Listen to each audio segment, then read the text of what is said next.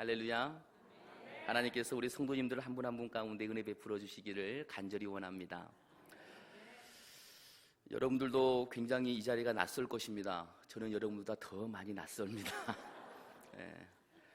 여러분들이 저를 째려보면 저는 설교를 할 수가 없습니다. 예, 웃으시면서 함께 하나님의 말씀을 나누기를 원합니다. 사랑하는 여러분, 지금 제가 손에 들고 있는 이것이 무엇인지 아십니까? 무엇이죠? 예, 하나님의 말씀인 성경책입니다.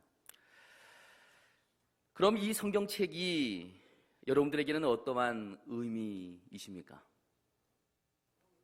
우리 그리스도인들에게는 이 성경책은 하나님의 말씀이요, 또한 하나님을 알 수 있는 길입니다. 그러나 예수님을 믿지 않는 이들에게 이 성경책은 그저 교양을 쌓는 책일 뿐입니다. 사랑하는 여러분, 이것이 바로 관점의 다름입니다. 동일한 성경책인데 그것을 바라보는 관점에 따라 이 성경책도 달리 해석되어질 수 있다라는 말씀입니다. 우리는 이 관점이라는 것을 먼저 생각해 보아야 합니다. 이제 오늘 말씀으로 들어가 봅니다. 오늘 말씀 이전 사건을 보면 예수님께서 많은 병자를 고치시고 힘든 상태에서 하루를 보내셨습니다. 그런데 35절의 말씀을 보면 예수님께서 새벽 아직도 밝기 전에 한적한 곳으로 가셔서 거기서 기도하셨다라고 성경은 우리에게 말씀하고 있습니다.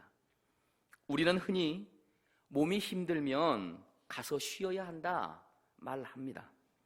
그런데 우리 주님께서는 힘듦 속에서 오히려 새벽에 한적한 곳에서 기도하셨다라고 말씀하고 있습니다.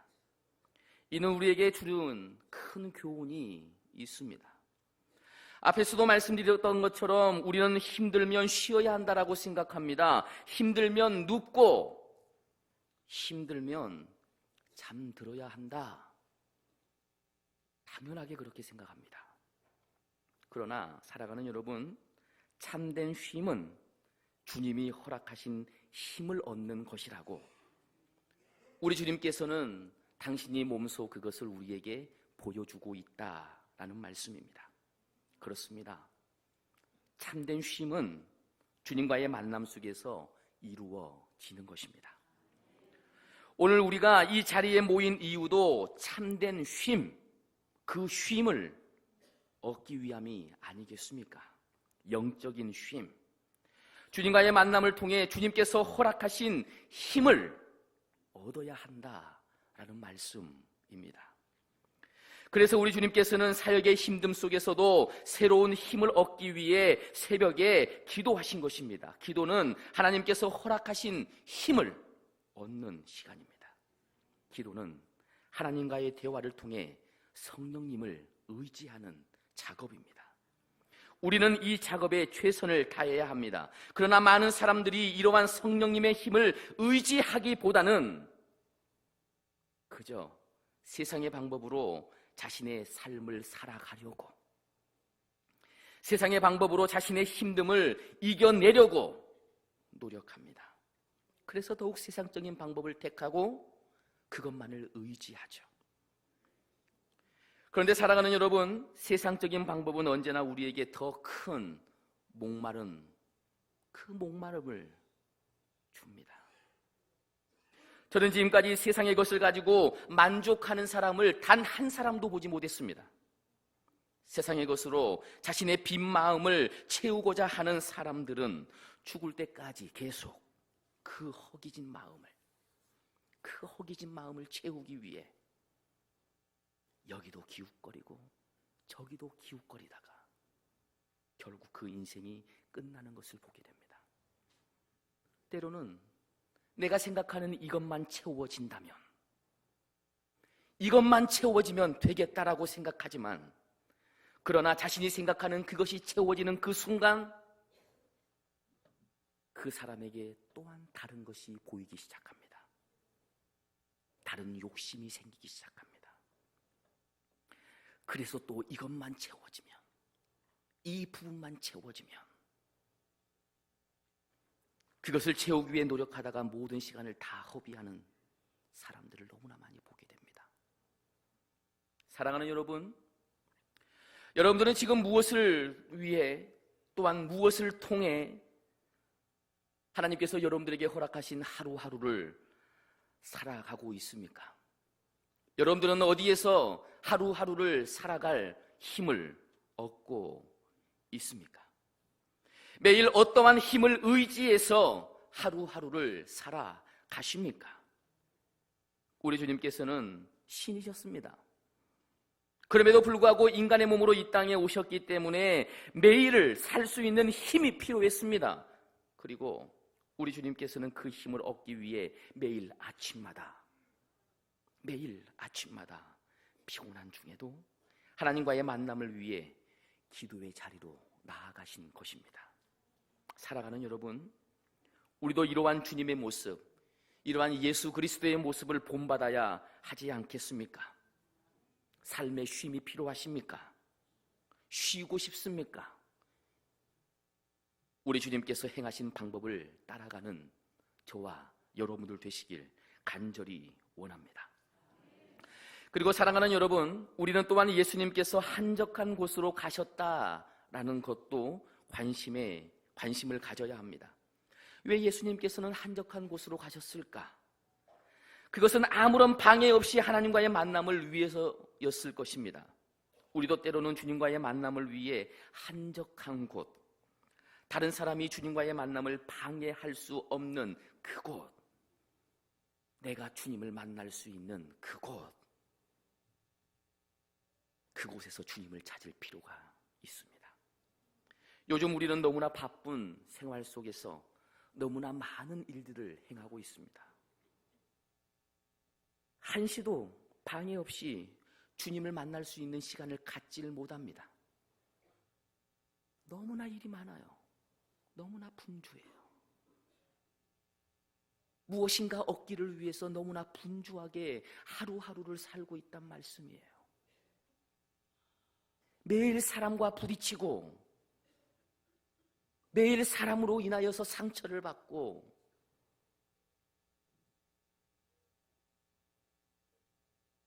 혹 사람이 없을 때에는 하나님과의 만남을 갖기보다는 내 왼손이나 오른손에 여지없이 핸드폰이 들려져 있습니다. 핸드폰이 없으면 답답해요. 무엇을 해야 할지 몰라서 허둥지둥거립니다. 사랑하는 여러분, 우리는 때론 조용히 주님을 바라볼 수 있어야 합니다. 주님을 조용히 바라보고 주님께서 허락하신 새 힘을 얻어야 한단 말씀입니다. 그 힘을 가지고 나에게 주어진 하루를 살아가는 저와 여러분들 되시길 간절히 원합니다. 성경을 보면 36절에서 시몬과 및 그와 함께 있는 자들이 예수의 뒤를 쫓았다라고 성경은 말씀하고 있습니다. 그런데 37절을 보면 그들이 예수님을 뒤따라간 이유가 정확히 나와 있지는 않지만 추론해 볼 수는 있습니다. 우리 37절 한번 읽어볼까요? 37절입니다. 시작. 아멘.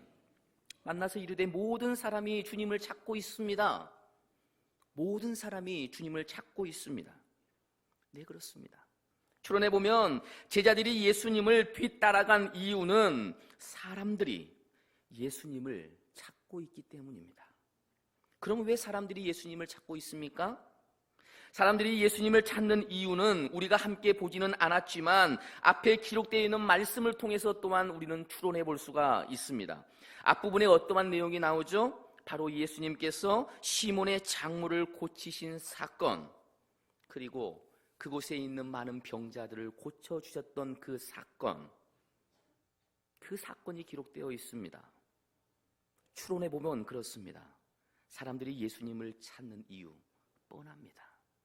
자신의 모든 문제, 자신의 질병, 자신의 아픔, 고통, 힘듦, 외로움, 걱정, 근심,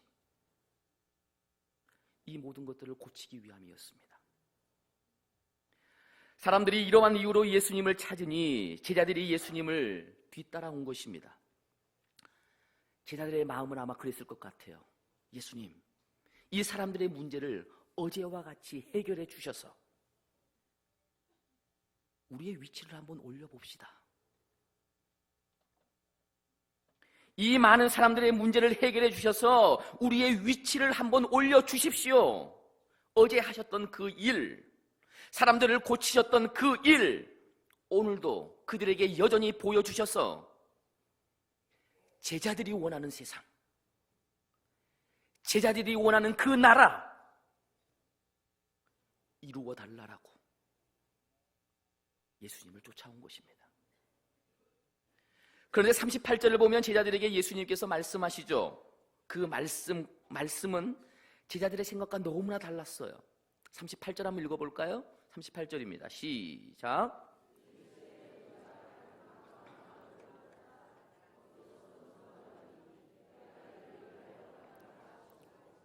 아멘. 우리 예수님께서는 이렇게 말씀하십니다. 우리가 다른 가까운 마을로 가자.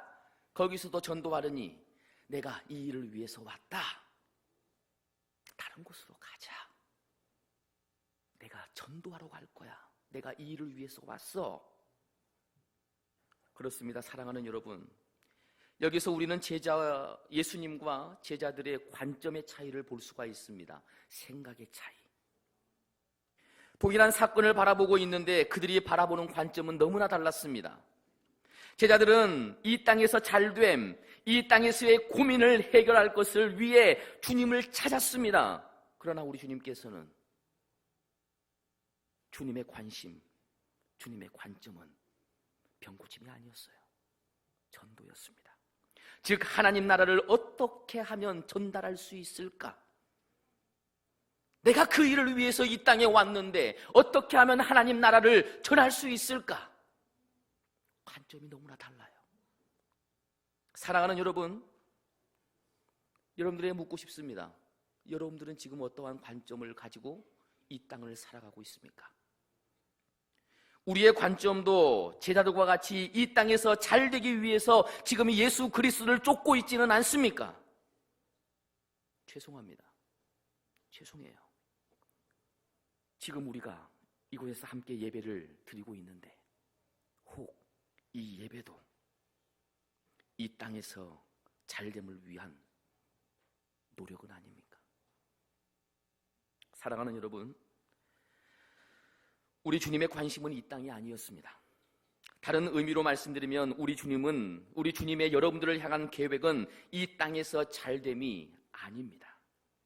우리 주님께서 바라시는 여러분들을 향한 계획은 하나님 나라입니다. 하나님 나라의 삶을 살아가는 그것, 우리 주님은 그것을 원하신다라는 말씀입니다. 우리가 이러한 주님의 마음을 알게 되면 우리는 나의 잘됨이 아닌 주님의 나라를 위해 살아가는 사람이 됩니다. 또한 우리의 기도의 태도도 바뀌어질 수밖에 없습니다. 우리의 계획과 우리의 삶의 목적도 달라질 수밖에 없습니다. 이전에 그렇게 중요하게 생각했던 그 많은 일들이 관점이 바뀌면 이제 별로 중요한 것이 되지 않습니다. 마치 저희 아이들의 생각이 커가면서 아주 작은 장난감에 마음이 뺏겼었는데, 그렇게 살았었는데 그들이 조금씩 성장해 가면서 그렇게 중요했던 그 장난감을 이제 내려놓고 다른 것들을 바라보는 것처럼 우리가 정말 중요한 이 목적, 하나님 나라를 깨닫게 된다면 지금 내 눈앞에 있는 작은 문제들, 그 문제들은 그저 감사함으로 넘길 수 있다라는 것입니다. 관점의 차이예요. 관점의 차이. 관점이 달라지면 인생이 달라지는 것이에요. 관점이 달라지면 지금 자신이 하고 있는 그 일도 달라집니다. 사랑하는 여러분, 여러분은 오늘을 살아가면서 제자의 관점으로 세상을 살아갈 것입니까? 아니면 예수님의 관점으로 이 세상을 살아가시겠습니까? 설교 시간에 이렇게 말씀을 전하면 사람들은 이렇게 되질문합니다. 이렇게 말을 합니다. 목사님, 어떻게 이 세상을 살아가면서 하나님 나라만 바라볼 수 있냐고요. 우리가 살아가는 이 세상이 그렇게 녹록하지 않다고요. 어떻게 하나님 나라만 바라보면서 이 땅을 살아갈 수 있냐고요. 사랑하는 여러분, 그런데 그거 아십니까? 우리가 주님을 위해 살면 주님께서 우리의 삶을 책임져 주신다라는 그 사실을요. 우리는 39절의 말씀을 통해 예수님의 관점으로 살았을 때 제자의 관점에서 바라보는 문제가 해결받는 그 모습을 볼 수가 있습니다. 39절의 말씀을 한번 볼까요? 39절입니다. 시작.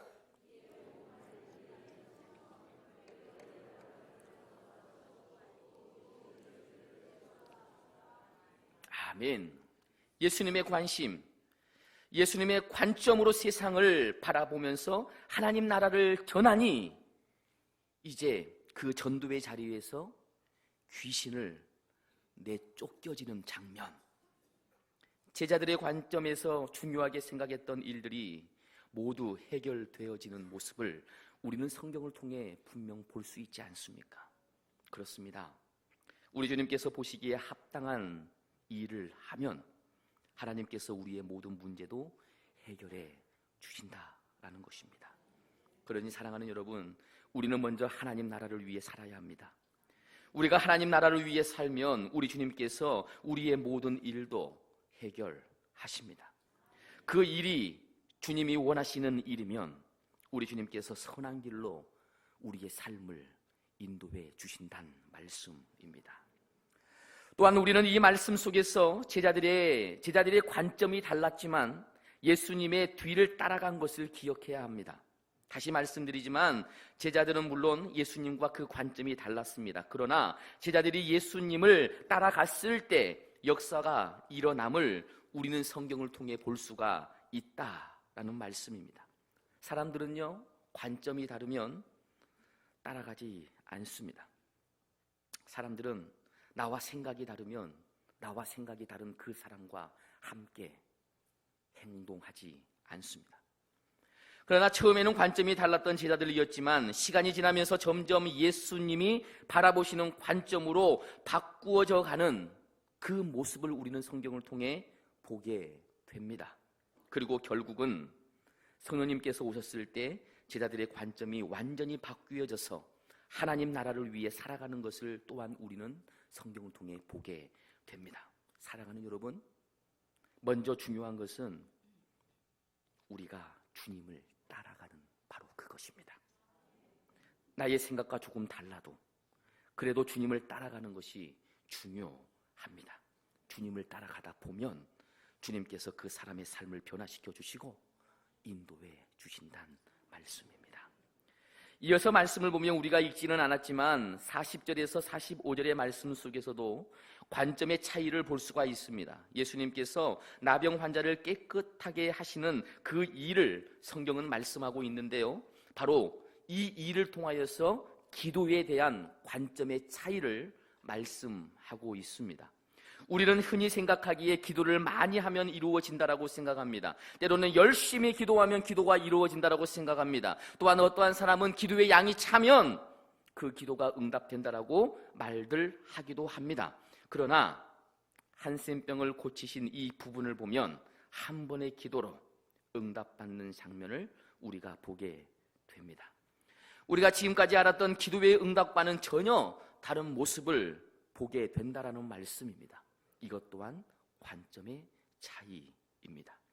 간단히 기도 응답의 해답을 말씀드리면, 적어도 오늘 말씀을 기준으로 말씀드린다면 그것은 기도의 양도 아니고 방법도 아닙니다. 기도의 응답은 오직 하나님의 은혜입니다.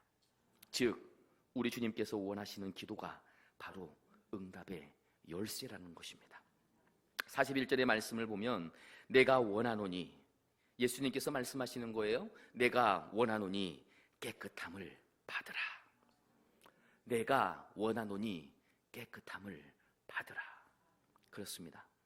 우리 주님께서 원하시면 모든 기도는 응답됩니다. 바꾸어 말씀드리면 예수님이 원하시는 기도, 예수님의 마음을 움직이는 기도가 응답이 되어진다라는 말씀입니다. 그리고 예수님의 마음을 움직이는 것은 불쌍한 마음, 즉 긍휼이다라는 말씀이에요. 이를 다른 말로 하면 기도의 응답은 오직 하나님의 자비다. 자비. 우리의 기도는 그 자비를 구하는 것입니다. 물론 우리의 노력이 필요하지 않다라고 말씀드리는 것이 아닙니다. 한센병 환자가 죽음을 각오하고 대중 앞으로 나오는 것은 엄청난 결단과 노력이 있어야 가능한 일입니다. 물론 이러한 노력도 우리에게 필요합니다. 그러나 정말 중요한 것은 하나님이 원하시는 것을 우리가 구해야 한다. 주님의 뜻을 구해야 한다라는 말씀입니다. 사랑하는 여러분, 말씀을 정리하려고 합니다. 우리는 오늘 관점을 한번 생각해 봅니다. 관점, 다른 말로 하면 시선. 예수님의 관점, 제자들의 관점, 그리고 이 관점을 생각하면서 나의 관점을 한번 생각해 봅니다. 우리는 언제나 이 관점과의 싸움을 합니다. 때로는 예수님의 관점으로 세상을 바라보고, 때로는 나의 관점, 즉 제자의 관점으로 세상을 바라봅니다. 우리는 언제나 예수님의 관점보다는 나의 관점으로 세상을 바라보기가 쉽습니다. 나의 관점, 나의 생각으로 다른 사람을 판단하고요, 내가 경험했던 그것으로 다른 사람들을 정죄하고요, 내가 생각하는 그 모든 것들로 다른 사람에게 지적합니다. 그러나 우리 주님은 그렇지 않으셨습니다. 우리 주님은 사랑하는 마음, 긍휼한 마음, 그 마음으로 다른 사람을 바라보았다. 우리 예수님의 관점은 언제나 하나님 나라를 바라보는 그것이었습니다. 사랑하는 여러분, 우리는 성경을 통해 하나님 나라의 관점으로 세상을 보면 세상의 문제도 해결되어짐을 보았습니다.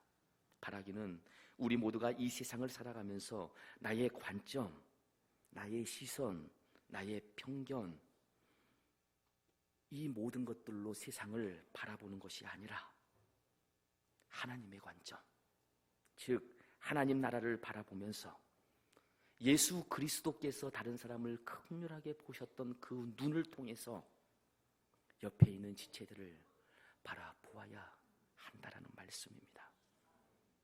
그 눈을 가지고 이 땅을 살아가는 우리 모두가 되시길 간절히 원합니다.